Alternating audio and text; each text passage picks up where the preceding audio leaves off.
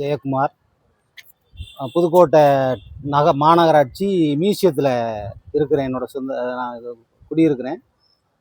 சுயேட்சை வேட்பாளராக புதுக்கோட்டை சட்டமன்ற தொகுதியில் போட்டியிடுறேன். கப்பல் சின்னம் எனக்கு ஒதுக்கி கொடுத்துருக்காங்க.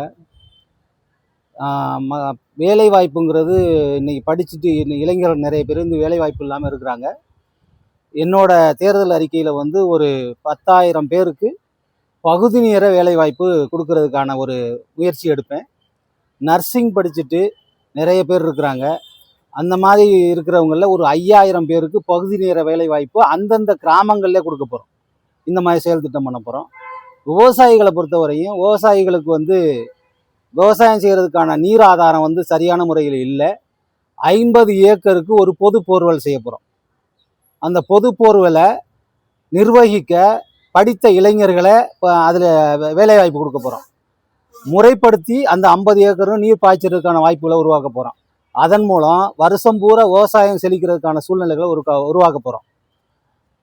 இப்போ புதுக்கோட்டை சட்டமன்ற தொகுதிக்கு உட்பட்ட அனைத்து ஏரி குளங்கள் அனைத்தையும் தூர்வாரப்பட்டு இப்போது இருக்கிற லெவலை விட இன்னும் 1 மீட்ரு 2 மீட்ரு ஆழம் முழுமையாக தூர்வாரி மழை பெய்கிற காலங்களில் அந்த நீர் அதில் சேமிக்கிற அளவுக்கான ஒரு சூழ்நிலையை செய்ய போகிறோம். அதன் மூலம் ஆடு மாடுகள் இந்த மாதிரி ஒரு சூழ்நிலை நல்லா வளர்க்குறதுக்கான ஒரு சூழ்நிலை கிடைக்கும். வாட்டர் லெவல் மேலே ஏறிடும். இந்த மாதிரி சூழ்நிலைகள்லாம் செய்ய போகிறோம். Railway gate Thiruvappur railway gate ஜன நெருக்கடி அடிப்படையில் போக்குவரத்து நெரிசல் அதிகமாக இருந்துக்கிட்டு இருக்கு.